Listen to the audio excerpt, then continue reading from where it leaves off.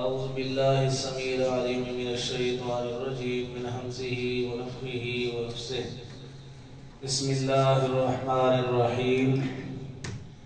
وسارعوا إلى مغفرة من ربكم وجنة وقال النبي صلى الله عليه وسلم إذا اعترف العبد ثم تاب تاب الله عليه۔ محترم سامعین کرام، اللہ تعالیٰ کا ارشاد گرامی ہے کہ لوگوں اللہ کی طرف سے مغفرت کی طرف جلدی کرو اور جنت کے حصول کے لیے بھی جلدی کرو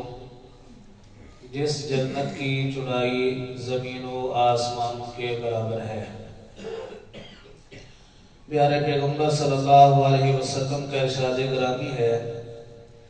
کہ جب بندہ اعتراف جرم کر لیتا ہے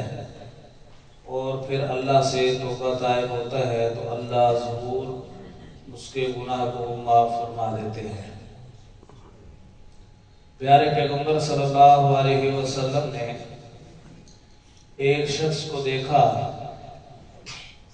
کہ جس کا جسم اس قدر کمزور اور نحیف ہو چکا تھا، حدیث میں آتا ہے جیسے پرندے کا وجود ہوتا ہے،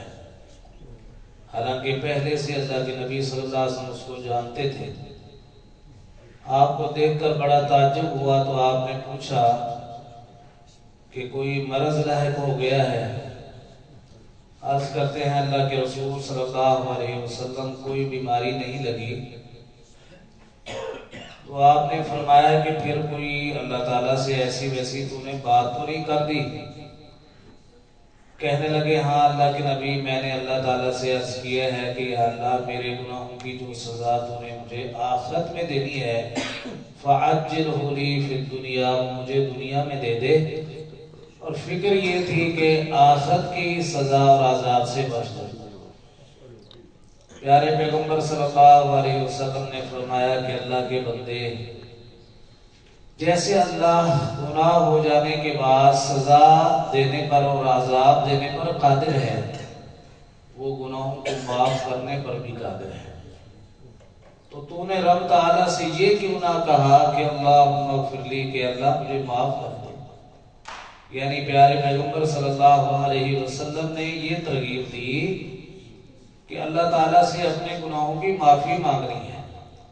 اور یہ بات طے شدہ ہے کہ روز قیامت کوئی بھی نفس انسانی اس وقت تک جنت میں داخل نہیں ہو سکے گا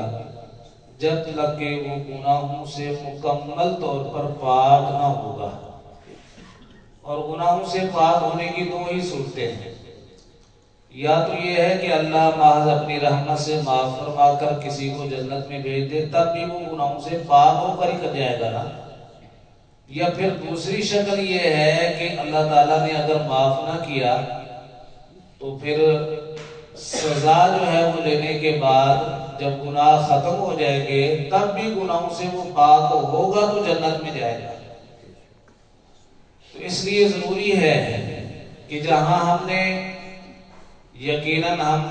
ان اعمال کا اہتمام کر رہے ہیں کہ جن کے نتیجے میں پیارے پیغمبر صلی اللہ علیہ وسلم نے گناہوں کی مغفرت کی نوید اور بشارت سنائی ہے، من قام رمضان ایمانا واحتسابا غفر له ما تقدم من ذنبه،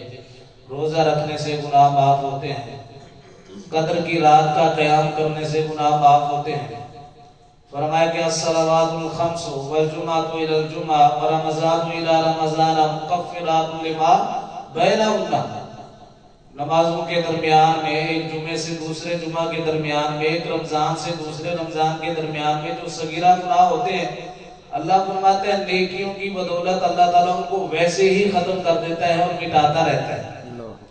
تو جہاں ہم نے ایسے نیک اعمال کا اہتمام کرنا ہے جن کے نتیجے میں مغفرت حاصل ہوتی ہے، وہاں اللہ تعالیٰ سے دعا بھی کرنی ہے، اپنی زبان سے اللہ تعالیٰ سے معافی اور مغفرت مانگنی بھی ہے کہ یا اللہ ہمیں معاف کر۔ سلسلہ صحیحہ کی حدیث ہے، سن 9 یا 10 ہجری کا واقعہ ہے، انصار صحابہ کرام پیارے پیغمبر صلی اللہ علیہ وسلم کے پاس اکٹھے ہو کر جماعت کی شکل میں آتے ہیں اللہ کے نبی صلی اللہ علیہ وسلم کو دیکھ کر ان کا استقبال فرماتے ہیں، اور آپ ان کو اس حال میں دیکھ کر نا محبت کے جذبات سے بھر جاتے ہیں،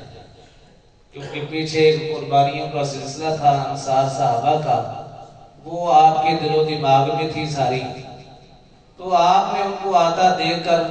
کیونکہ اسلامی سلطنت جو ہے وہ کافی دور تک پھیل چکی تھی اور مسلمان مالی طور پر جو ہے وہ مستحکم ہو چکے تھے، تو اللہ کے نبی صلی اللہ علیہ وسلم نے فرمایا کہ میرے انصار صحابہ، آج پتہ نہیں تم میرے پاس کیسے آئے ہو، کیا کہنے آئے ہو، کیسے آئے ہو، مجھے نہیں معلوم، لیکن اگر تم آج مجھ سے کچھ مانگو گے تو میں تمہیں دینے کے لیے تیار ہوں۔ انصار صحابہ کرام پیارے پیغمبر صلی اللہ علیہ وسلم کے پاس یہ فیصلہ کر کے لائے تھے، اپنے میں سے ایک امیر بنا کر لائے تھے کہ آپ نے اللہ کے نبی سے بات کرنی ہے کہ 8-9 سال مسلسل جہادی مصروفیت میں رہنے کی وجہ سے ہماری زمینیں بنجر ہو گئی ہیں، باغات ہمارے اجڑ گئے ہیں، لہذا اب جزوی طور پر لشکر کشی کی ضرورت پیش آتی ہے، تو ضرورت ہے کہ ہمیں ایک پانی کی نہر مہیا کی جائے تاکہ ہم نئے سرے سے اپنی زمینوں کو سیراب کر سکیں۔ یہ فیصلہ کر کے لائے ہیں، لیکن جیسے ہی اللہ کے نبی صلی اللہ علیہ وسلم نے یہ جوائز دے دی تو عرض کرتے ہیں اللہ کے نبی ہمیں ذرا سوچنے کا موقع دے، حالانکہ فیصلہ کر کے لائے ہیں۔ آپ نے فرمایا ٹھیک ہے سوچ لو، فیصلہ کر لو، مجھے بتا دو۔ دور ہو کر بیٹھ گئے، کہنے لگے کہ بھائی جب اللہ کے نبی آج دینے کے موڈ میں ہیں تو یہ دنیا کی نہر مانگ کر کیا کرنا ہے؟ جب دنیا خود فانی ہے تو دنیا کی نہر بھی تو فانی ہے نا، یہ بھی ایک دن ختم ہو جانی ہے۔ اللہ کے نبی صلی اللہ علیہ وسلم سے کوئی ایسا سوال کریں جو ہمیں آخرت میں مفید ہو، لہذا ہر بندہ آپ میں سے الگ الگ اپنا اپنا مشورہ دیا۔ ہر بندے نے جب مشورہ دے دیا، امیر جماعت کے ذمہ لگا دیا گیا کہ یہ بات اللہ کے نبی صلی اللہ علیہ وسلم سے عرض کرنی ہے۔ آئے، آپ نے پوچھا ہاں جی، عرض کرتے ہیں اللہ کے نبی ہمارا فیصلہ اس بات پر ہوا ہے کہ آپ اللہ سے دعا فرمائیں کہ اللہ ہمارے گناہ معاف کر دے، اللہ ہمارے گناہ معاف کر دے۔ پیارے پیغمبر صلی اللہ علیہ وسلم نے دست دعا بلند فرمائے اور دعا فرمائی اور کمال کر دیا، فرمایا کہ اللہم اغفر للانصار، اے اللہ ان انصار کو معاف فرما، ولی ابناء الانصار ان کی اولادوں کو معاف فرما، ولی ابناء الانصار یا اللہ ان کی اولادوں کی اولاد، ان کے پوتے نواسے ان کو بھی معاف فرما۔ صحابہ کرام نے دیکھا اللہ کے نبی صلی اللہ علیہ وسلم آج موڈ میں ہے، فائدہ اٹھا لیں۔ درمیان سے آواز آئی اللہ کے نبی والد نسائنا،